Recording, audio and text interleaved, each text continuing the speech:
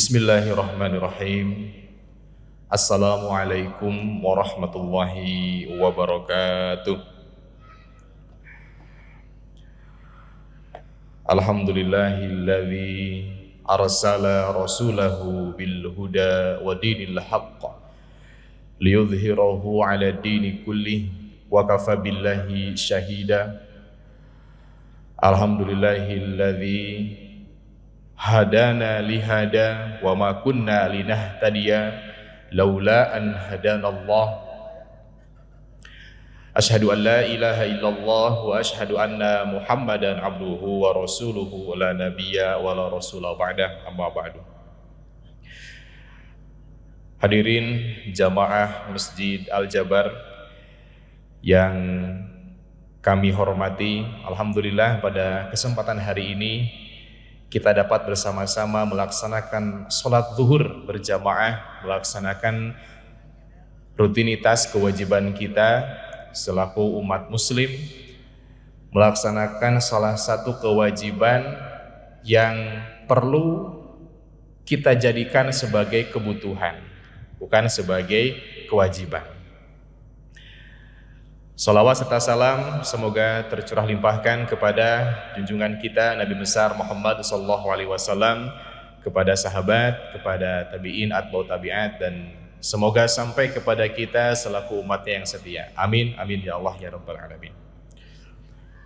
Suatu ketika seorang raja, karena dia tidak memiliki waktu yang panjang untuk mengaji, tidak punya waktu yang luas untuk belajar agama, dia meminta kepada salah satu pembantunya untuk mencarikan seorang guru yang bisa memberikan kepada dia ilmu yang cepat.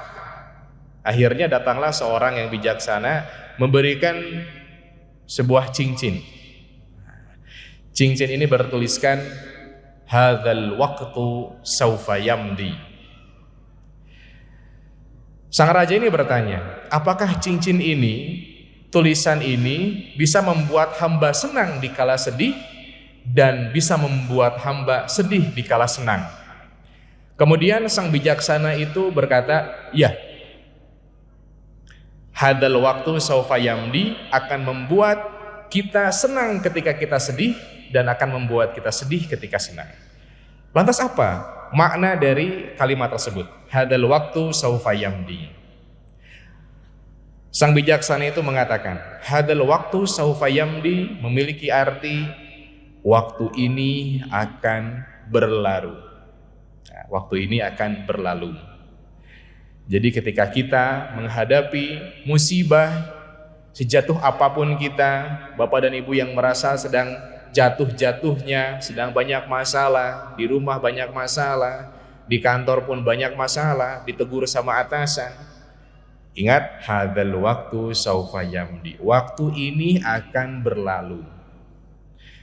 Tapi sebaliknya, ketika kita diberikan nikmat oleh Allah Subhanahu wa taala, ketika kita diberikan kesenangan, diberikan nikmat, uang banyak, jangan terburu-buru untuk takabur, jangan terburu-buru untuk ria dan sombong, karena hadzal waktu saufa yamdi, waktu ini akan segera berlalu, nikmat akan segera berlalu, sedih pun, musibah pun akan segera berlalu.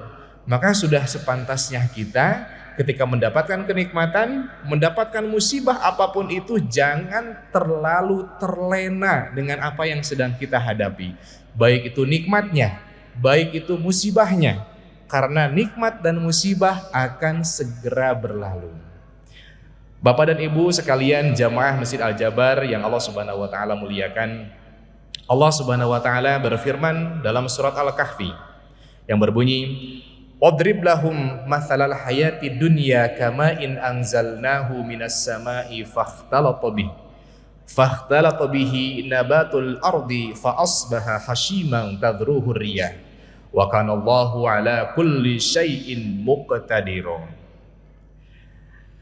Permisalan kehidupan di dunia ini adalah selayaknya air. Ketika air turun ke bumi, menumbuhkan tanaman, tanaman tumbuh, kemudian berdaun. Tapi kemudian daun itu akan mengering seiring hilangnya air, seiring hilangnya kehidupan di dalam tumbuhan tersebut. Akhirnya ditiup angin dan hilang.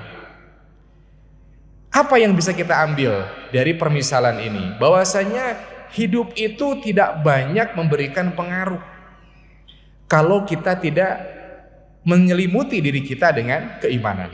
Ada yang pengen punya mobil, pengen punya motor, pengen punya ABCD, yang notabene hanya menginginkan pengakuan eksternal saja. Maksudnya pengakuan eksternal itu hanya ingin dilihat kaya. Pernah nggak kita merasakan, bahkan Al-Fakir pun seringkali merasakan, ketika kita Al-Fakir merasa ingin punya sesuatu hal yang bagus, ada uang kita beli, setelah kita beli hampa, karena kita hanya menginginkan untuk mendapatkan pengakuan orang lain kepada kita, bahwa kita, oh si ini kaya, oh si ini A, oh si ini B. Hampa. Begitupun ibu, kalau ibu melihat orang-orang yang punya mobil bagus, mereka beli. Setelah mereka beli itu tidak ada nikmat yang lain kecuali kehampaan, karena mereka hanya menginginkan pengakuan eksternal saja.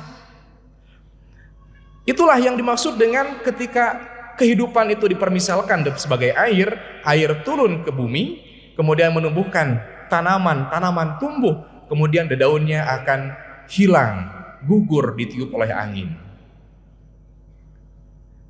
Jadi ternyata kehidupan itu tidak ada gunanya kalau dibandingkan dengan akhirat. Maka berbahagialah Bapak dan Ibu sekalian yang masih diberikan kesempatan untuk sujud di bumi Allah ini. Sujud di bumi Allah, sujud di Masjid Al-Jabar, dimanapun sujudnya, tapi sebuah kenikmatan kita masih melakukan sujud. Yang mungkin itu tidak kerasa sama kita. Mungkin kebanyakan dari kita merasakan nikmat itu adalah uang yang banyak, rezeki yang lancar. Tapi ternyata kemampuan kita, kesadaran kita untuk masih bersujud adalah salah satu kenikmatan.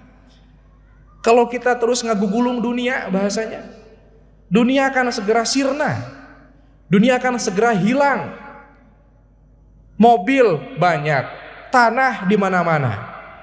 Memang mau dikekewek gitu ya, kan bakal mati kita teh. Terus mobilnya dikemanain? Entah sama anak kita dipakai atau dijual, entah itu dilelang. Kita yang usaha mati-matian agar dapat mobil meninggal, gak ada yang tahu ya, tidak ada yang tahu. Kemudian selanjutnya Bapak dan Ibu sekalian, jamaah Masjid Al-Jabar yang dirahmati oleh Allah Subhanahu wa taala, Imam Qurtubi menjelaskan 4 permisalan kenapa hidup itu dimisalkan seperti air. Yang pertama, air itu memiliki sifat yang tidak tetap. Begitu pula dengan hidup, kadang di atas, kadang di bawah, kadang senang, kadang sedih. Begitu pula dengan air tidak tetap. Kadang di atas ketika di awan, kadang turun ke bumi, kadang di sungai, kadang di laut, dan sebagainya. Tidak tetap. Yang kedua, air mengalir dan tidak menyisakan apa-apa. Begitu pula dengan kehidupan di dunia. Hidup tuh di dunia itu mengalir, tidak menyisakan apa-apa kecuali penyesalan. Banyak di antara kita Al-Fakir, mungkin hidup Al-Fakir ini penuh dengan penyesalan. Al-Fakir mengakui itu, sedikit-sedikit menyesal, karena hidup itu mengalir, tidak menyisakan apa-apa kecuali penyesalan. Ketika kita jauh dari Allah, nyesal, marah sedikit, nyesal, bentak-bentakan, nyesal. Itu kehidupan. Layaknya air yang terus mengalir tanpa menyisakan apa-apa. Kemudian permisalan yang ketiga menurut Imam Qurtubi, tidak ada orang yang jatuh ke air tanpa basah. Semua orang yang jatuh ke air pasti basah. Begitu pula hidup di dunia, tidak ada yang hidup di dunia bebas dari fitnah dan kejamnya dunia. Tidak ada orang yang nyemplung ke dalam air keluar kering, tidak ada. Begitu pula dunia. Ketika kita sudah masuk ke alam dunia, kita tidak akan pernah selamat dari yang namanya fitnah dunia, dari yang namanya maksiat-maksiat. Nah, tinggal kita membentengi diri kita dengan keimanan dan ketakwaan. Dan yang terakhir, permisalan air dengan kehidupan. Air, Bapak dan Ibu, ketika air kita gunakan sedikit sesuai dengan porsinya, manfaat seperti air wudhu, kita buka keran untuk wudhu, kita gunakan mandi, kita gunakan nyuci. Kalau kita ambil sekadarnya, sebutuhnya, maka air mendatangkan manfaat. Tapi kalau coba, naudzubillah, kita didatangkan air yang banyak, air limbah, air tsunami dengan jumlah yang banyak, maka bukan manfaat yang datang, tetapi musibah. Begitu pula jangan dunia. Dunia kalau kita ambil seala kadarnya, dunia kalau kita ambil sebutuhnya saja, maka akan mendatangkan manfaat. Tapi kalau kita serakah, rakus, ambil dunia sebanyak-banyaknya, korupsi, jutaan triliun, ratusan triliun, ini sedang rame ini. Indonesia baru bulan kemarin rugi 271 triliun. Sekarang tambah lagi triliunan. Kenapa? Karena mereka serakah. Hawak, dunia ingin dikuasai sendiri. Justru itulah yang akan mendatangkan bencana. Layaknya air. Air kita gunakan buat wudhu, manfaat sedikit, cukup ala kadarnya. Air kita gunakan buat mandi, cukup, manfaat ala kadarnya. Tapi kalau air datang dalam jumlah besar, tsunami, naudzubillah, bukan manfaat yang kita rasakan, melainkan musibah, derita. Begitu pula dengan kehidupan. Hidup, kalau kita ambil ala kadarnya, insya Allah manfaat. Tapi hati-hati, jangan sampai terlena untuk berbuat serakah, berbuat rakus, sehingga datangnya dunia yang kita ambil serakah tadi menimbulkan musibah kepada kita. Naudzubillah, tsumma naudzubillah.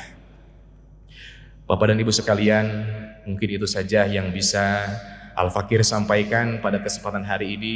Semoga memberikan manfaat khusus bagi Al-Fakir dan umum bagi kita jamaah di Masjid Al-Jabar ini. Wabillahi taufiq wal hidayah waridha wal inayah. Tsumma assalamu alaikum warahmatullahi wabarakatuh.